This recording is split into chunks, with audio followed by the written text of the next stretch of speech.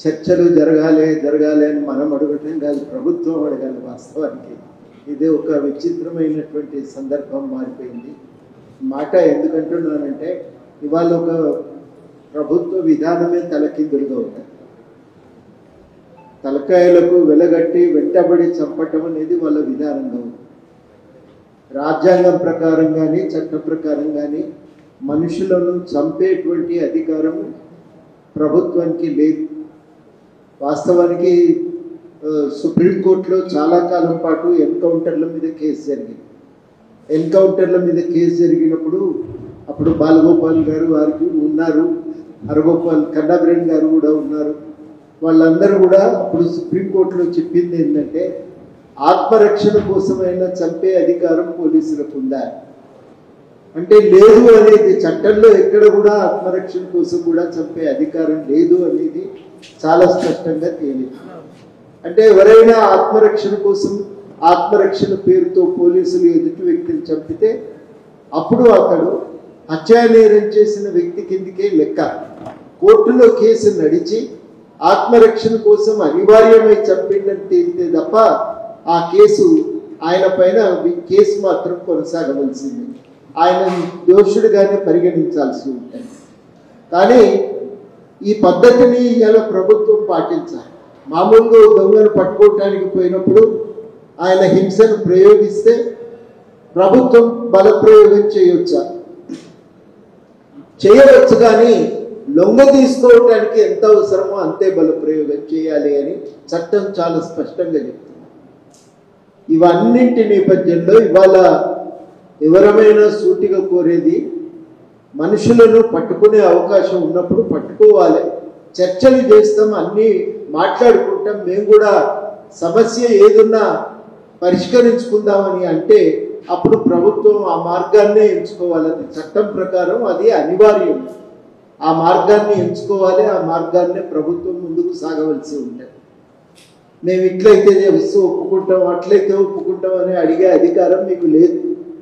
వాళ్ళు అన్నప్పుడు నేను లొంగిపోతాను, నేను వస్తాను, మాట్లాడతాను అని అన్నప్పుడు మాట్లాడాల్సిందే.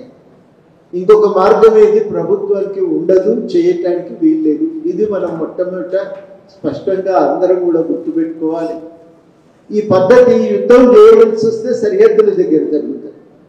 సరిహద్దుల దగ్గర పొరుగు రాష్ట్రంతోనైతే దేశంతోనైతే యుద్ధం జరుగుతుంది. కానీ మన దేశ ప్రజలతోని ఘర్షణ ఎదురైనప్పుడు ఏం చేయాలి అంటే మన దేశ ప్రజలతోని ఘర్షణ ఎదురైనప్పుడు ప్రభుత్వాలు ఎట్లా అనుసరించాలి అంటే చట్ట ప్రకారం అనుసరించాలి. ఇంకా కొత్త రూల్ ఏదన్నా మనం తయారు చేసుకుంటామా? చేసుకోవడానికి ఉండదు. నక్సలైట్లకు రాజ్యాంగం మీద నమ్మకం లేదు కాబట్టి నేను కూడా పాటించననే అధికారం ప్రభుత్వానికి లేదు. కన్నాబ్రేన్ గారు కోర్టులో ఒకసారి ఆర్గ్యూ చేస్తుంటే కన్నాబ్రేన్ గారు వాళ్లకు నా రాజ్యాంగం మీద నమ్మకం లేదు కదా అంటే మీకుందా అని అడిగింది. మీకున్నట్టయితే మీరు చేయవలసిన పని ఏంటి? మీ చట్టం ప్రకారం మీరు గౌరవించే రూల్స్ ప్రకారమే వాళ్ళతో వ్యవహరించాల్సిన అవసరం ఉంది. మీరు పాటించడం మొదలు పెడితే గౌరవం పెరిగితే అందరూ కూడా పాటిస్తారు. వాళ్ళను తప్పు చేసినప్పుడు శిక్షించడానికి చట్టబద్ధమైన పద్ధతులు, నాగరికమైన పద్ధతులు ఉన్నాయి.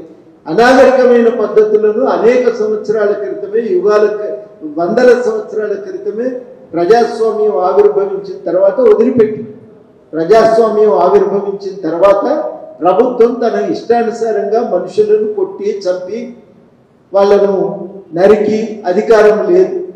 ప్రభుత్వం చట్ట ప్రకారం నడుచుకోవాలి. అది ప్రజాస్వామ్యంలో ఉన్న మొదటి సూత్రం.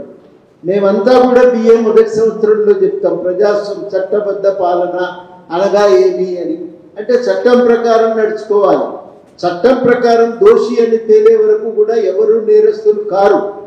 ఇవి ప్రాథమికమైన సూత్రాలు చెప్తాం. ఈ ప్రాథమికమైన సూత్రాల ప్రకారం ప్రభుత్వం నడుచుకోవాలి. ఇంకొక ఆప్షన్ ప్రభుత్వం ముందు లేదు. ఏకైకమైన ఆప్షన్ ఇది ప్రభుత్వం ముందు ఉన్నది. చట్టాన్ని పాటించటం, చట్టం ప్రకారం నడుచుకోవటం, చట్టబద్ధమైన పద్ధతుల్లో వ్యవహరించటం. ఇది ఎందుకు అవసరము అనంటే చట్టబద్ధంగా వ్యవహరించినప్పుడే ప్రజాస్వామ్యం బతుకుతుంది, నాగరికత పెంపొందుతుంది, మనం మనుషులుగా ఎదగగలుగుతాం, పరస్పరం గౌరవించుకొని మనుషులుగా మనం ఎదగగలుగుతాం. అందుకనే ఎప్పుడు కూడా ప్రజాస్వామ్యం అనేది మన ప్రభుత్వాల మీద ఉన్న బాధ్యత పాటించాలి, దాన్ని అనుసరించాలి, దాని ప్రకారం నడుచుకోవాలి. నడుచుకునేటువంటి ఏ ప్రభుత్వమైనా మేము మాట్లాడతాం, చర్చలు చేస్తామంటే చర్చలే చేయాలి. వాళ్ళతో మాట్లాడాలి, పరిస్థితిని పరిశీలించాలి, చర్చించాలి, పరిష్కారానికి మార్గాలు వెతుక్కోవాలి. అప్పుడు మీరు ఏమేమి చెప్తారో మీరు చెప్పండి, వాళ్ళేం మాట్లాడతారో మాట్లాడతారు. ప్రజాస్వామ్య పద్ధతుల్లో సమస్యను పరిష్కరించే ప్రయత్నం చేయండి. మేము 30 మందిని ఇలా చంపినామంటే కాశ్మీర్లో చంపినారు, సరిహద్దు కాడ చంపినారు అని అంటే అది వేరే లెక్క. కానీ ఇక్కడ ఆ రకంగా మీకు ఆ అధికారం అనేది లేదు, చట్టం దాన్ని ఒప్పుకోదు, నాగరిక సమాజాన్ని మనం నిర్మించుకోలేము.